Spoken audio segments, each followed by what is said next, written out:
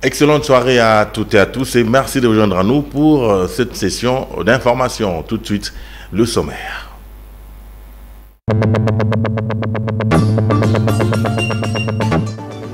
Assassinat de Floribert Chebeya et de Fidel Bazana, le prévenu commissaire Jacques Mugabo a éventré les bois.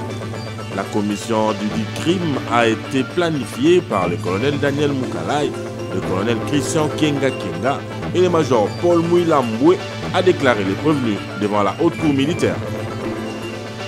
Le rapport de la commission mixte paritaire chargée d'examiner les procès-verbaux des désignations des membres de la CENI sur la table du président de l'Assemblée nationale depuis hier.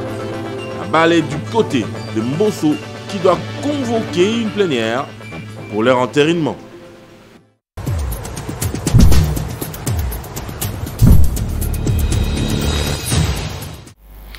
Bienvenue dans ce journal. Poursuivant son séjour à Dubaï, aux Émirats Arabes Unis, le président de la République, Félix Antoine Tshisekedi, a pris part à l'Expo Dubaï 2020, où il a interagi sur les opportunités d'affaires avec Madame Reham Al-Hashimi, ministre d'État émirati en charge de la coopération internationale et directeur général d'Expo Dubaï 2020. L'essentiel de cette activité dans ce reportage de la presse présidentielle.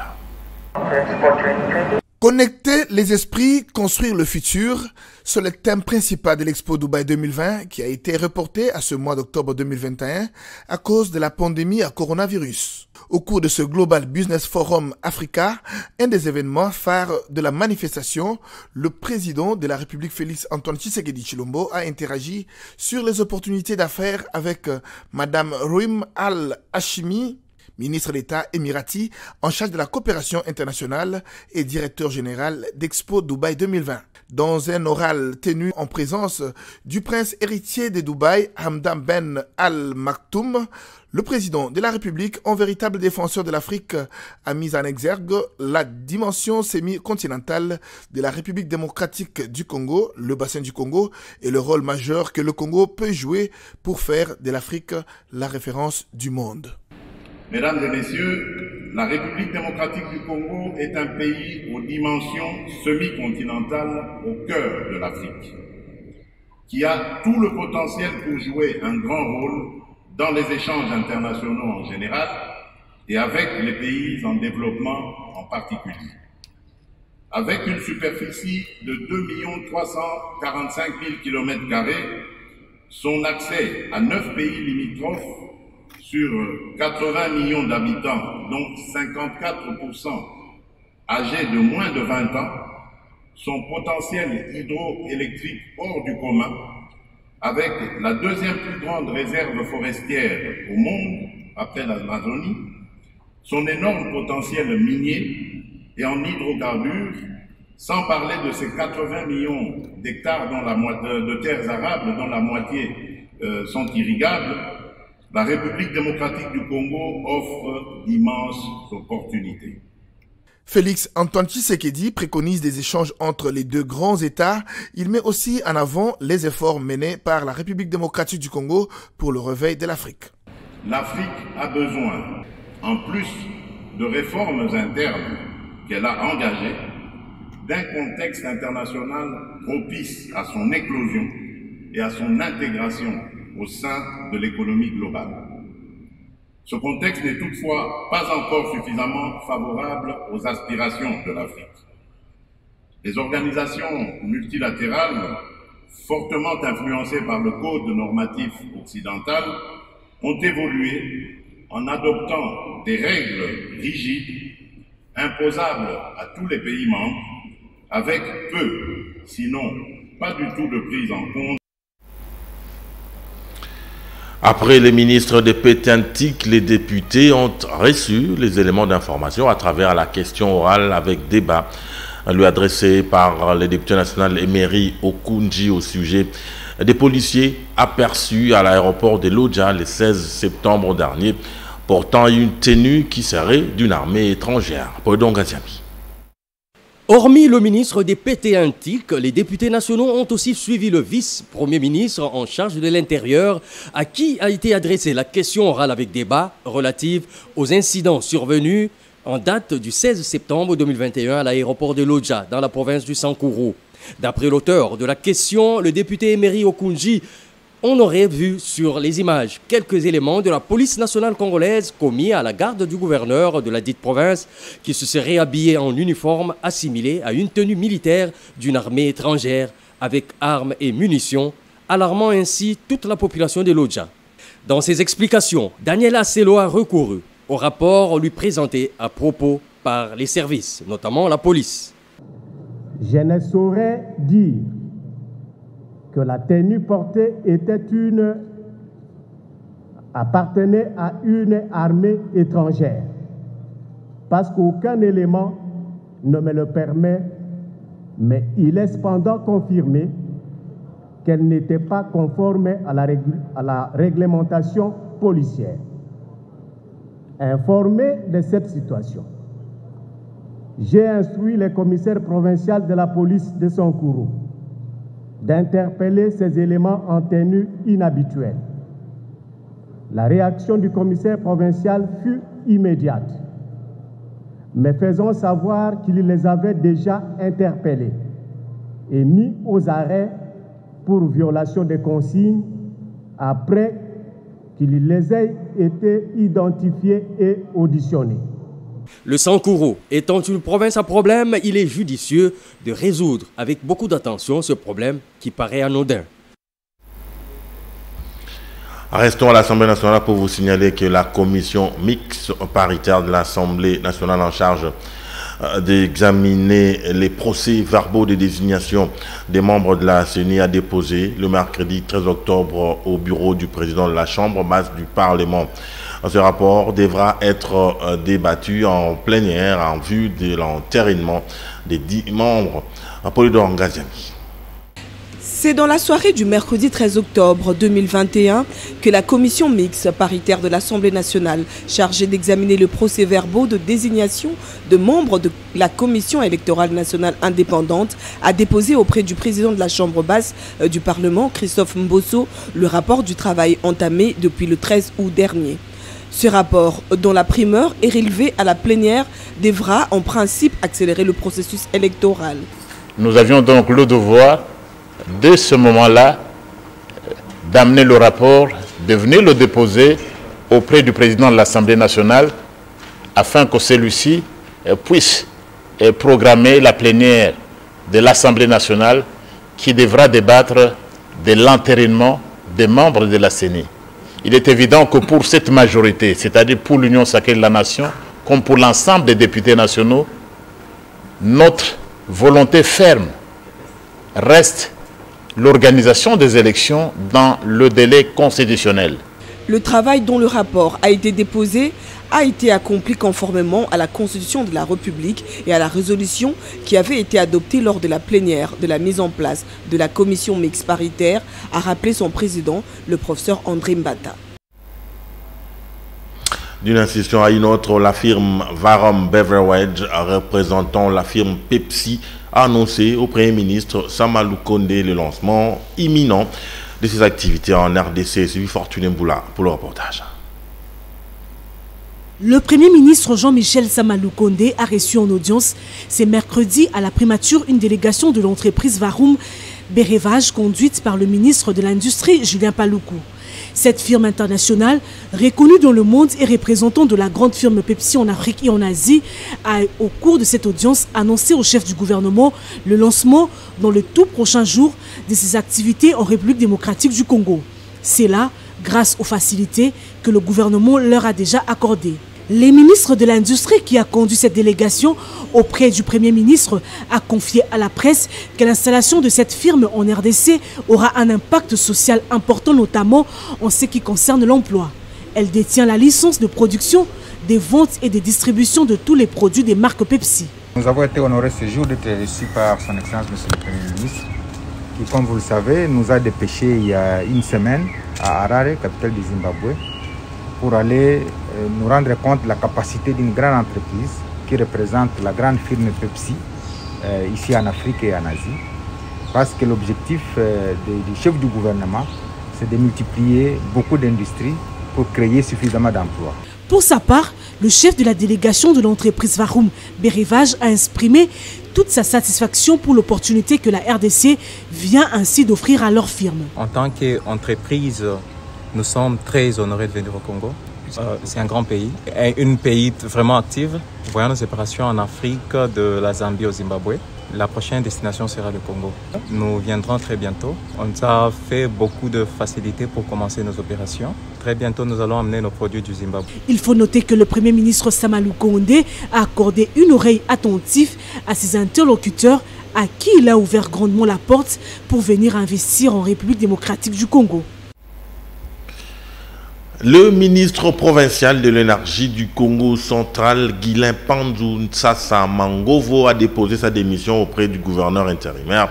Justin Louemba, ce dernier, justifie sa démission par l'imminence de gros enjeux politiques dans la province qui l'oblige à retourner dans l'institution où la population de Lukula l'avait envoyé. Depuis Matadi, Carlis Kalangila, notre correspondant. C'est dans l'après-midi de ce mercredi 13 octobre 2021 que le ministre provincial en charge de l'énergie, travail et prévoyance sociale, Guilain Panzou Ntsassa Mangovo, est venu déposer auprès du gouverneur ad intérim du Congo central, Justin Louemba Makosso, sa lettre de démission qui sanctionne ainsi son retrait du gouvernement provincial. Pour cet ancien ministre provincial des ITPR, les raisons de cet acte sont des convenances personnelles. Je viens de déposer ma démission en tant que ministre du gouvernement provincial du Congo central. Alors cette décision entraîne des conséquences sur le plan juridique parce que constitutionnellement nous sommes des députés provinciaux. J'ai été élu dans la circonscription électorale de Lukula. En tant que ministre, c'était une incompatibilité. Alors dès lors que je dépose ma démission au niveau du gouvernement provincial, les compatibilités cessent et sur le plan des droits, je redeviens député provincial. Et moi, je pense que en tant que député provincial élu, je serai plus utile à la population du Congo central ou à l'Assemblée provinciale. Et nous pensons que la population nous attend là-bas, qui est ici au niveau du gouvernement provincial. Y a-t-il pas quelque chose qui se cache derrière la démission du ministre Guilain Panzou? Peut-être qu'il sera candidat demain. Bon, tout Congolais a le droit de postuler au poste de gouverneur de province. Nous sommes rentrés dans l'Assemblée. Il y aura des négociations politiques. S'il s'avère que nous serons candidats, la presse le saura au moment opportun. Non. Avec mon suppléant, il n'y a aucun problème. Et il était informé de ma démission au niveau du gouvernement provincial. Et avant de déposer ma lettre de démission, peut-être pour votre information, en même temps qu'il est mon suppléant, mais c'est aussi mon avocat. C'est d'ailleurs lui qui nous a aidé à rédiger la lettre de démission parce que je lui ai demandé conseil, qu'est-ce qu'il fallait écrire dans ce genre de circonstances. Il a donné ses avis et il est au courant que la lettre est déjà déposée. Il n'y a aucun problème, aucun souci. Pour rappel, Guilain Panzou Ntsassa Mangovo, député provincial élu de Lukula, a été tour à tour nommé ministre provincial en charge des travaux publics et infrastructures et ministre provincial de l'énergie, emploi, travail, prévoyance sociale au sein des gouvernements Atout 1 et Atout 2. Dans le chapitre santé, la directrice générale du programme élargi des vaccinations a, au cours d'une conférence de presse animée le mercredi 13 octobre, fait le point sur la vaccination contre la Covid-19. Selon elle, la population a compris l'importance de se faire vacciner au regard de l'engouement qui s'observe actuellement. Sylvie Fortuné Mboula.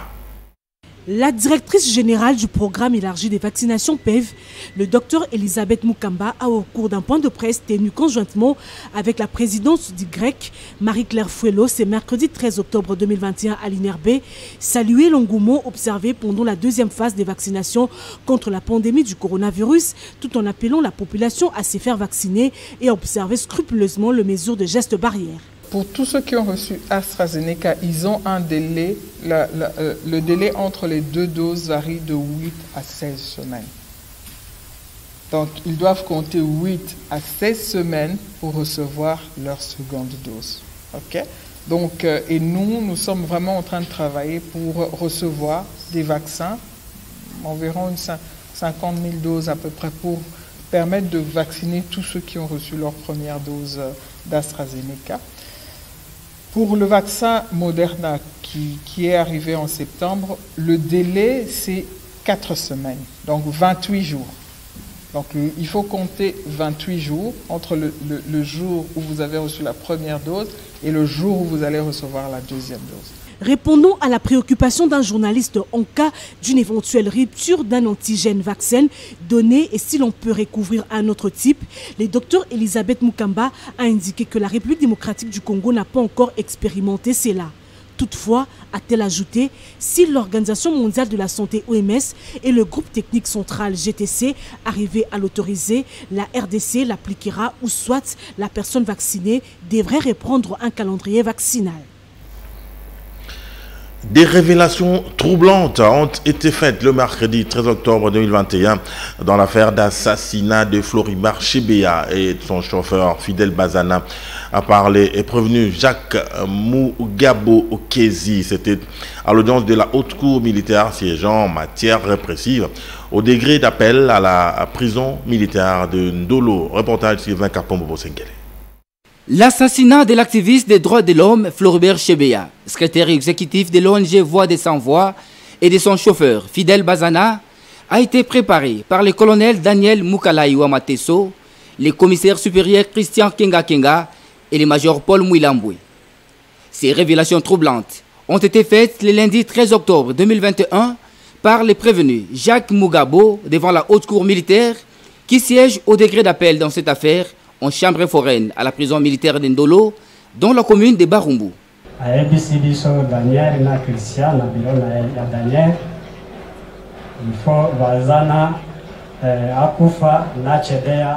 Les colonels Daniel et Christian nous ont dit au bureau du colonel d'ôter la vie à Chebeya et Bazana. L'instruction était de ne rien dire, au risque d'être décapités, nous aussi.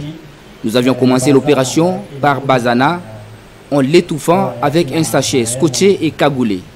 Nous l'avions aussi fait pareil à Floribert Chebeya. La police générale, na garage, na bamudu kanabiso tozalaki na bango, torigote cagoulé scotché na kati ya muduka, tosilisi le pesi rapport par le commandant Kenga Kenga na Daniel ebisi biso moya mozoa Chebeya tango toye tokoti na biro ezali likolo so tokomi na se na entrée tomoni baza Daniel Mouilamboué na Christian Ngoyi Kenga Kenga na pesi biso ye tokei tosali exercice même exercice ya. Selon le prévenu Jacques Mugabo, le corps de Fidel Bazana a été enterré dans la ferme du général Djadjidja, située à Mitendi, dans la commune de Mongafula. La haute cour militaire va donc interroger à l'audience prochaine 3 personnes en qualité de renseignants, parmi lesquels les condamnés colonel Daniel Mukalayi et le général Djadjidja.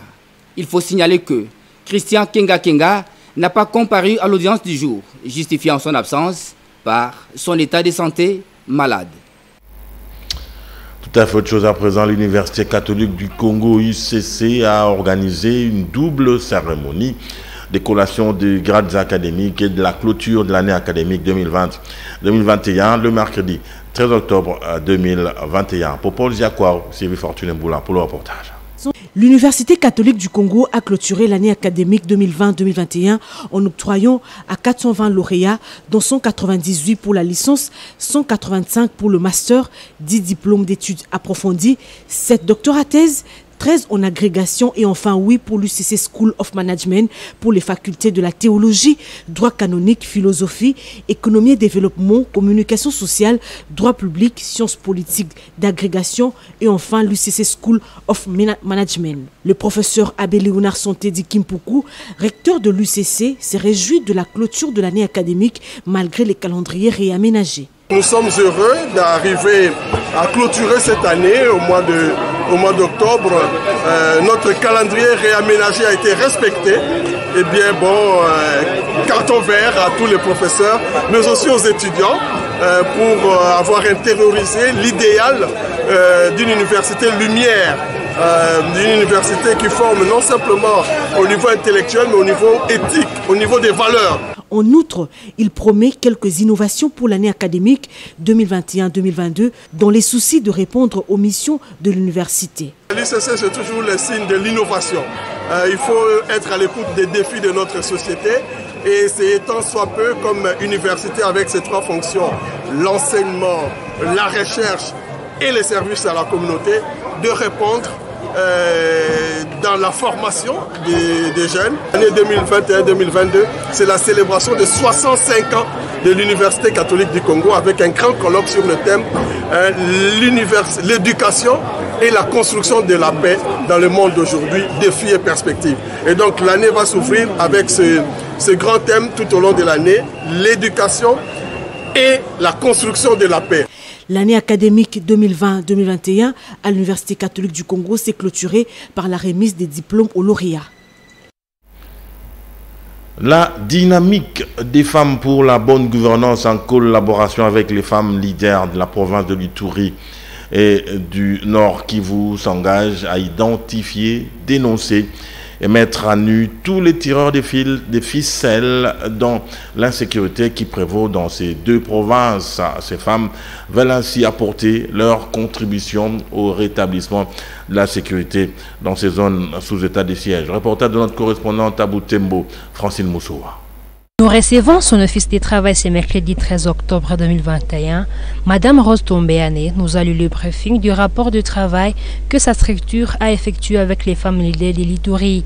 Les femmes de ces 2 provinces se sont engagées à identifier, dénoncer et mettre à nu tous les tireurs de ficelles dans les sécurités qui prévaut dans ces 2 provinces. Nous, femmes de Nord Kivu et de l'Ituri, nous nous sommes engagées à identifier, dénoncer et mettre à nu tous les tireurs de ficelles dans les conflits en cours dans les 2 provinces. Le travail est déjà amorcé quant à ce, tant en Ituri qu'au Nord Kivu, et nous allons dévoiler la liste sans complaisance et avec des éléments probants. Nous en avons assez avec cette insécurité. Les femmes réunies à Bunia ont également rappelé leur plaidoyer à maintes reprises pour l'amélioration des conditions de vie et du travail des militaires sur les lignes de front. Nous avons crié haut pour demander le ravitaillement régulier de la ration à ces compatriotes qui sacrifient leur vie afin de protéger l'État. Nous rappelons encore la même chose au président de la République qui a lancé le 12 septembre 2021 des cantines de vente de produits au service du service national dans les camps militaires à Kinshasa. Nous plaidons pour la priorisation dans ce programme des camps militaires situés dans les zones opérationnelles. Elle recommande aussi au gouvernement de mettre sur pied les dispositions utiles pour sécuriser toutes les frontières en vue de surveiller les mouvements de la population. Nous avons également recommandé aux autorités de mettre en application les textes juridiques relatifs à la sécurisation au niveau des frontières terrestres, lacustres et aériennes, en vue de réglementer les mouvements des populations à l'entrée comme à la sortie du pays, ainsi qu'à l'intérieur du pays, et cela jusqu'à ce que la paix revienne. Et cela est aussi une priorité. La collaboration est désormais étroite avec nos sœurs de l'Ituri et nous ferons que les actions que nous mettrons en œuvre conjointement soient inclusives afin que tous les rangs sociaux, niveau d'études, tendances politiques, tribus, se sentent concernés et prennent part à la lutte. La dynamique des femmes pour la bonne gouvernance du FEGU demande au gouvernement de considérer la question de la sécurité à l'Est comme une priorité des priorités. Sans surprise en sport, Ramos Mbayo Kitenge a été réélu à la tête du comité olympique congolais par 65 voix sur 70. Les élections ont eu lieu ce jeudi 14 octobre 2021 dans la capitale, plus précisément à Safari Beach. Des précisions avec nos envoyés spéciaux sur place, Papi Katassi, Hugo Moulopo et Patrick Borel-Mukendi. Le Safari Beach a accueilli ce jeudi 14 octobre 2021 les élections générales au sein du comité olympique congolais. Sans surprise générale, les membres de l'Assemblée générale ont élu avec 65 voix sur 70 Marcel Amos Mbayo Kitenge qui remplit de nouveau pour un troisième mandat au sein de la Fédération des fédérations sportives en RDC. René Ngebe Moubiala réélu aussi au poste des premiers vice-présidents avec 63 voix sur 70.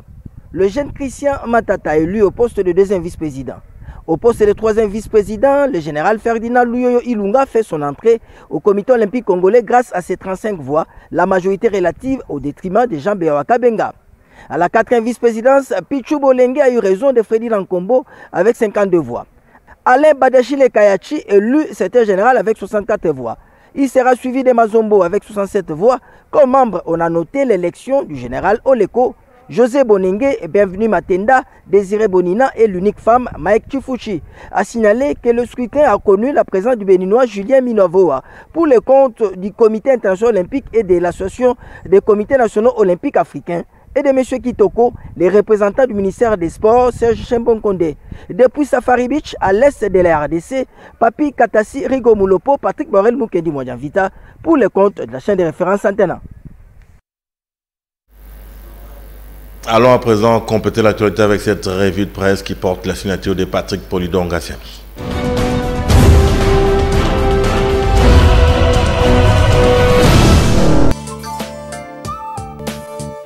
Les parutions de ce jeudi 14 octobre 2021 reviennent sur le débat d'hier à l'Assemblée nationale autour de la taxe RAM, débat au cours duquel l'Union sacrée de la nation a refusé de sacrifier le ministre des PT Intik à qui il était adressé la question orale du député Missaré.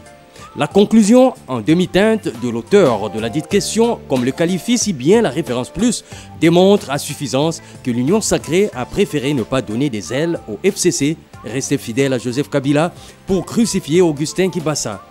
Et concernant la suppression du RAM, il sied de savoir que le ministre des PT Intik s'en remet au gouvernement. Augustin Kibassa indique que cela relève de la compétence du gouvernement selon le principe de parallélisme des formes et des compétences, rapporte à propos Forum des As, compte tenu du fait que la question de la mise en œuvre de cette taxe a été discutée et décidée en Conseil des ministres. Kibassa se défend, Mbosso interpelle le gouvernement en titre de son côté l'avenir. En effet, écrit le quotidien, au regard de la réponse que le ministre a réservée aux préoccupations des députés et eu égard également aux conclusions de l'auteur de la question orale, Christophe Mbosso a demandé avec insistance au gouvernement de tirer des enseignements utiles en vue d'une solution appropriée aux attentes de la population. Nonobstant, c'est issu de la plénière, la guerre entre les députés de l'Union sacrée de la nation et ceux du Front commun pour le Congo subsiste. Ces derniers ont en effet annoncé hier mercredi qu'ils vont initier dans les prochains jours une motion de censure contre le gouvernement Samalou Kondé, apprend-on en parcourant les pages du journal APRC. Cette décision fait suite au rejet de la motion de défiance contre le ministre Kibassa au cours de la plénière d'hier. La motion de défiance qui, selon la Prospérité, a essuyé un flop.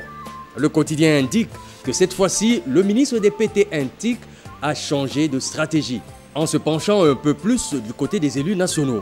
Favorable à une commission d'enquête parlementaire, écrit le quotidien, il dit soumettre la question de retrait de cette taxe au Conseil des ministres. Enfin, avec l'agence congolaise de presse, l'on retient que le président de la République, Félix Antoine Tshisekedi, a supervisé mardi dernier la signature des 7 protocoles d'accord au cours d'une rencontre bilatérale organisée au pavillon présidentiel de l'Expo 2020 à Dubaï, entre sa délégation et celle des Émiratis. Ces mémorandums d'entente portent notamment sur la non-double imposition, la coopération douanière, la protection des investissements et la création d'une commission mixte RDC Émirats Arabes Unis. Bonsoir.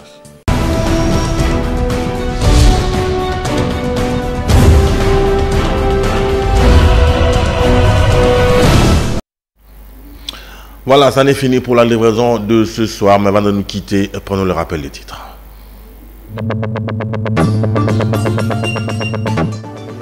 Assassinat de Floribert Chebeya et de Fidel Bazana, le prévenu commissaire Jacques Mugabo a éventré les bois. La commission du dit crime a été planifiée par le colonel Daniel Moukalai, le colonel Christian Kenga Kenga et le major Paul Mouilamboué a déclaré les prévenus devant la haute cour militaire. Le rapport de la commission mixte paritaire chargée d'examiner les procès-verbaux des désignations de membres de la CENI sur la table du président de l'Assemblée nationale depuis hier.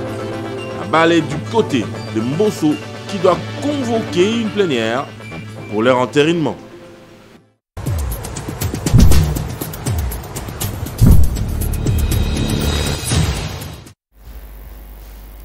Léonard Mouemeri était le réalisateur de cette session d'information à ce côté. Il avait suivi Fortuné Mboula comme chef d'édition. Il me charge de vous dire grand merci pour votre sympathique attention. Restez-nous fidèles.